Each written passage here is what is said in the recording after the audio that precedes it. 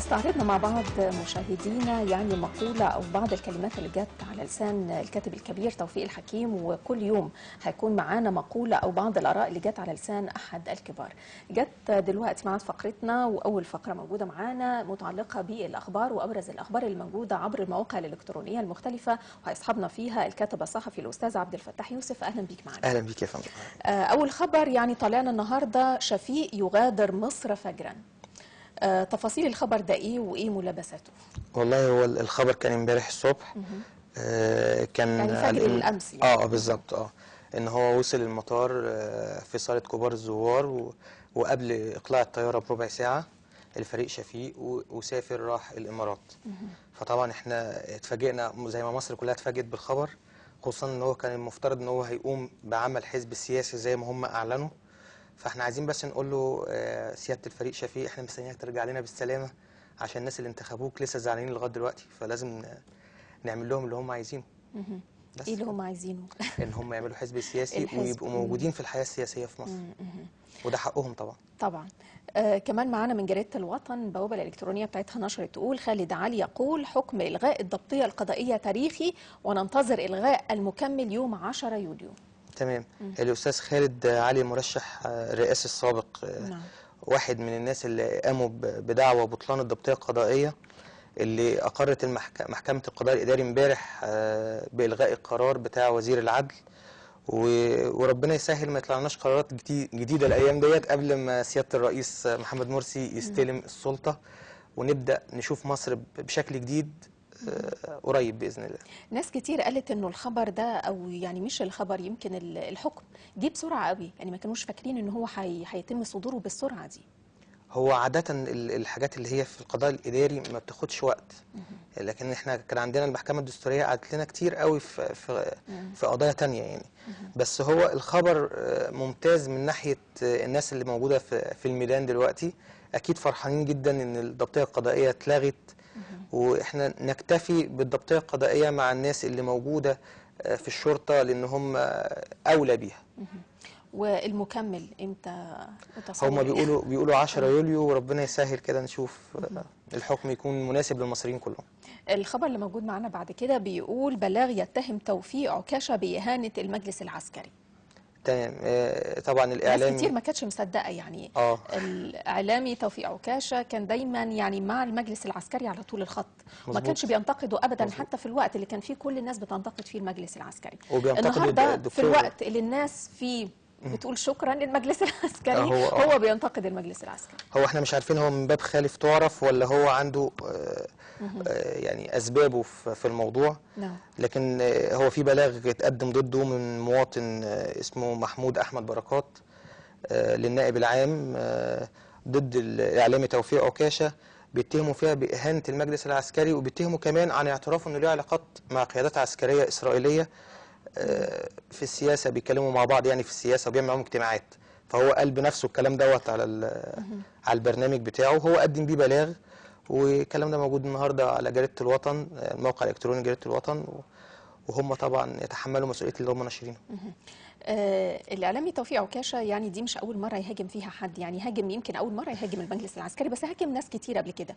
واحيان كتير بعض الناس بتصف كلامه وتصريحاته بانها خارج النطاق المسموح به، وبيقول كلام كتير، لكن ما شفناش ولا قضيه عليه قبل كده. تتصور ان القضيه دي يتم تحريكها فعلا، ولا هتلحق كل الكلام اللي والله هو القواضي اللي كانت موجوده اللي احنا سمعنا عنها بالنسبه للاستاذ الاعلامي الشهير يعني توفيق عكاشة، ان هي قواضي كتيره جدا، بس ما فيش حاجه منهم اتحركت، لكنها ما اتلغتش. يعني احنا خلينا واثقين ان القضاء عندنا عادل، واحنا بنؤمن ان القضاء عندنا في مصر قضاء محترم وليه السياديه في اتخاذ قراراته، فبالتالي ان شاء الله لو في بلاغات موجوده هيبان صحتها او عدم صحتها قريب باذن الله.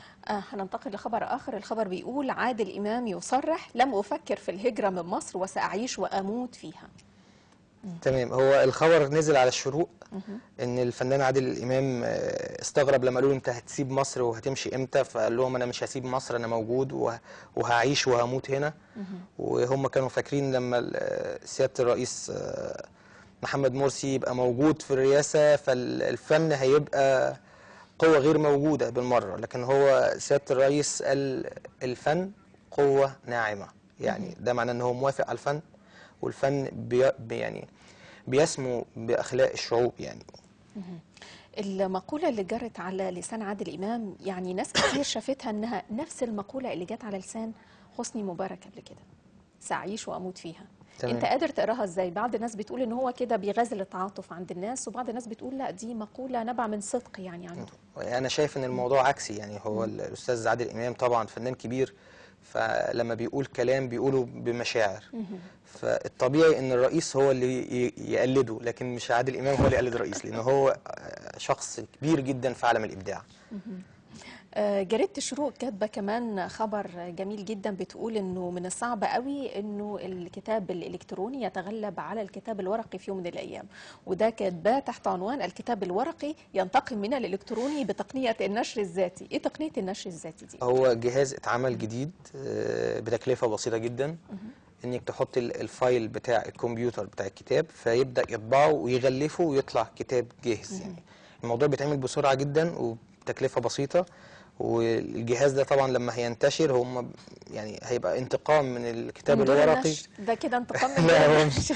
هو مش بالظبط، هو اكيد اللي هيجيبه دور النشر، ايوه. لكن هي الفكرة كلها انه هيدعم التكلفة الارخص طبعا في انتاج الكتب، فهتبقى في كتب كتيرة ومنتشرة يعني، بس يعني اعتقادنا عكس ذلك.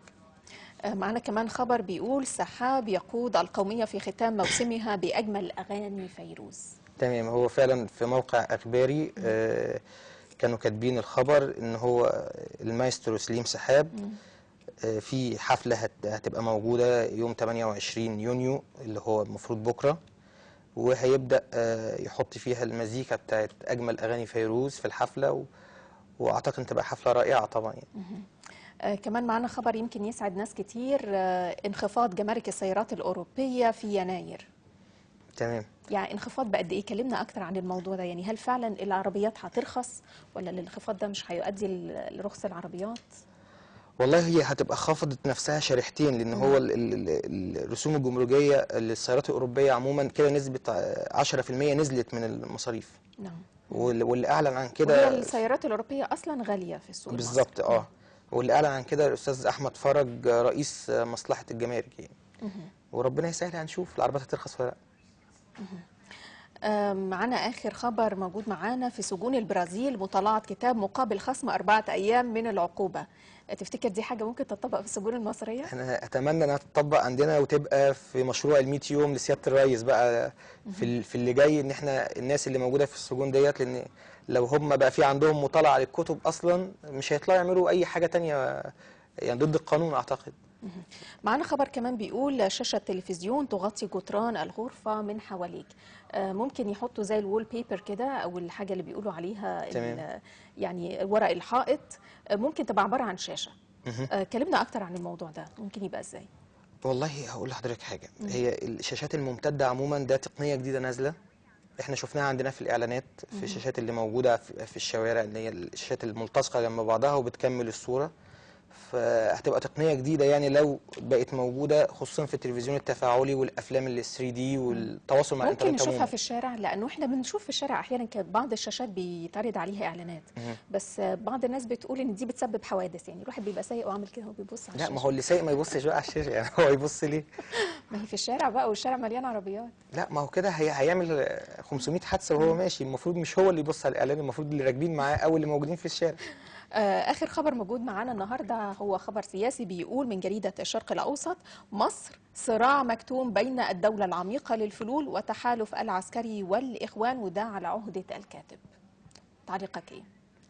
والله احنا شايفين وجهة نظر تانية خالص، هو ما فيش صراع مكتوم بين الدولة العميقة للفلول في جهة والمجلس العسكري وتحالف الإخوان مثلا الاثنين مع بعض في جهة تانية. احنا شايفين الموضوع معكوس تماما يعني، احنا شايفين المجلس العسكري في جهة والإخوان في جهة والفلول في جهة ثالثة، لأن هم دلوقتي بقى الفلول ضد المجلس العسكري والإخوان ما زالوا ضد المجلس العسكري بشروط، لأن احنا موجودين دلوقتي في بس الميدان. في ناس بتقول كده انه في بداية شهر عسل يعني ما بين الإخوان وما بين المجلس العسكري، وزيارة يعني زيارة الدكتور محمد مرسي للمشير كان يعني فيها شيء من التوائم.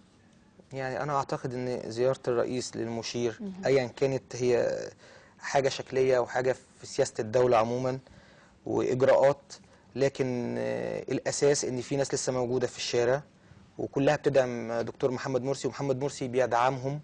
فاللي موجودين في الشارع دول بيثبتوا إن الإخوان أو يعني الرئاسة عموما، لأن مش هقدر أفصل الإخوان عن الرئاسة حاليا، تمام، مش في نفس الجانب مع المجلس العسكري. في النهاية الكاتب عبد الفتاح يوسف بنشكرك على اللقاء ده، وكانت دي كل الأخبار الموجودة معانا النهاردة. هنخرج لفاصل قصير.